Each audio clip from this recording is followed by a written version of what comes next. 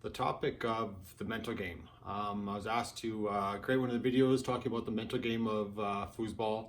And really what I'm about to talk about is can really apply to any kind of sport or any other big event or presentation or project or anything like that. Anything that you're preparing for, how to prepare for it, how to handle the stress of that event.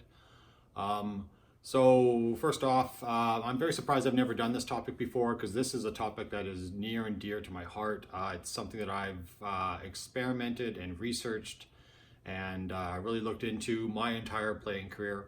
Because I was one of the, like when I was starting off, I was a choker, plain and simple. I would lose matches I really shouldn't lose in big points, like 4-4 or 3-2. I would invariably 90% of the time early on in my career, I would lose those points. I would feel pressure. I would choke up. I would miss passes. I would miss shots. I would I would choke. So and I'd even say that that people, at least myself included, are still chokers. It's just a matter of you learn techniques and ways and tricks to kind of mute the choker and allow you to focus on what it is you're trying to do to allow you to perform to the best of your abilities. So that word focus is very important, and I'm going to refer to that a lot because that is essentially is the trick of how to shut away that choker. Don't allow that person or that persona to have those thoughts, those negative thoughts, those distracting thoughts. Really to focus your game, as to focus your mind as to what it is you're trying to do. In foosball, it's a very unique sport where there's really no one can affect you directly. They can move their men around, but they can't physically affect you. They can't push you around. They can't really interact with you at all. They're over there on the other side of the table. You're on this side of the table. So really, what you do in practice, you should be able to do at the same level, the same consistency, the same level of execution during a game. You should be able to do that. So that's a unique situation. So it's why the mental game I think is so important in foosball, and why it maybe shows up so much quicker, where maybe your mental game isn't as strong as maybe it could be. So I identified this early on in my playing career. I've talked to sports psychologists. Like I went deep into this because I identified this was a skill I needed to improve on. This was something I needed to get better at in order for me to play the best that I wanted to play. So I really got into it. I talked to sports psychologists. I read so many books on sports psychology, like The Inner Game of Tennis, and other books that I won't name. But The Inner Game of Tennis is one of the popular ones around the foosball circles. So I definitely recommend you read that book. So that's kind of the background about my experience. About yes, I was a choker. So I got into it and started to learn about it, and I practiced it. And you need to practice this as much as you do your normal game. So you need to practice this in combination with your normal game. This isn't just something you just talk to someone about and all of a sudden you're good at. You need to practice these techniques, and I'll go share some of those techniques. So if you see me looking down, I have some notes because this is a big topic. I want to make sure I touched on every thing I wanted to touch on. So throughout this discovery of yes, I was choking and having difficulty playing to my best abilities, and in learning all these learnings and all these tactics, in the end, during the end of my playing career, so that was the before, and then the after now, is essentially when I'd play in the larger matches, any match really, I played consistently. I played the same no matter who I played. That's key. That's one of the techniques. So I played consistently, no matter who I was playing. Didn't matter if I was playing one of the best players in the world or playing a rookie for the first time.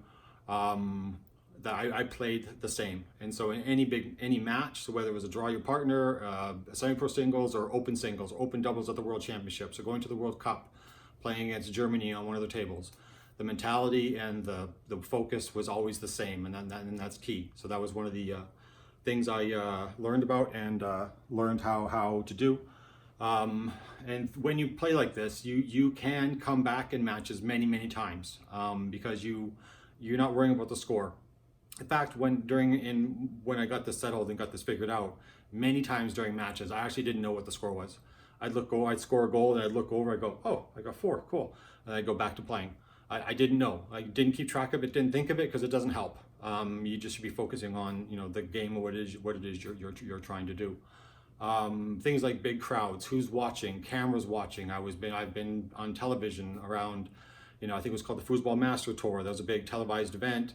A lot of like it was a lot of fun to do, but it was like even all that distraction was not able to phase me once I learned these techniques. Definitely would have beforehand, knowing I was on television, knowing that thousands or tens of thousands of people are going to be watching these things. And in like the World Cup of table soccer, when those were televised on Eurosport, I believe, I was on that as well. So knowing those cameras, the big boom cameras and commentators and thousands of people in the crowd, over in the World Cups, they did have thousands of people in the crowd watching matches.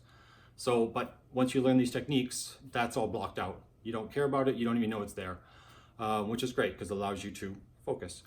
And then through these techniques of learning these things, it did allow me to handle the big pressures of playing against the best players and beating some of the best players in the world.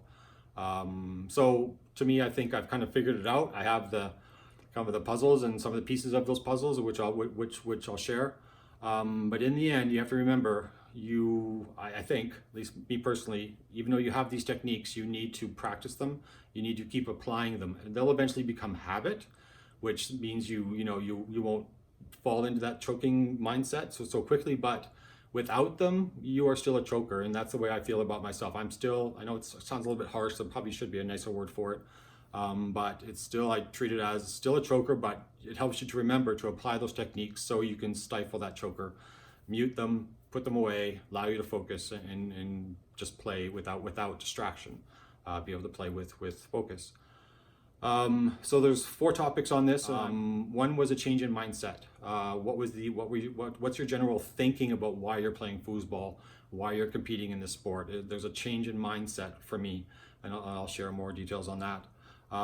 Proper practice techniques is another one. As you kind of heard, you have to really be able to practice these techniques. So I learned how to practice with these, non-choking techniques built into it, or be able to practice with pressure is one that was really important. So that when you practice, you're actually recreating the environment, the stresses, the pressures, the whole situation as you would see within a game, as much as you can.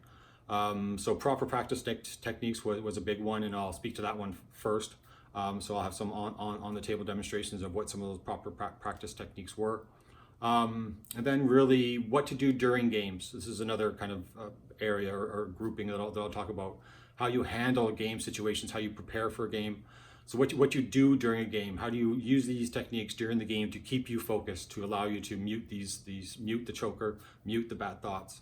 And then throughout this as well, there is the final point of evaluation. You have to be able to track your progress, see how you're doing, see are you keep making the same mistakes tournament to tournament, where maybe within a given tournament you might not realize you've made that mistake again. But if you keep notes and keep a record as to what it is you're doing as you go along, and I'll even share my notes that I kept over the years.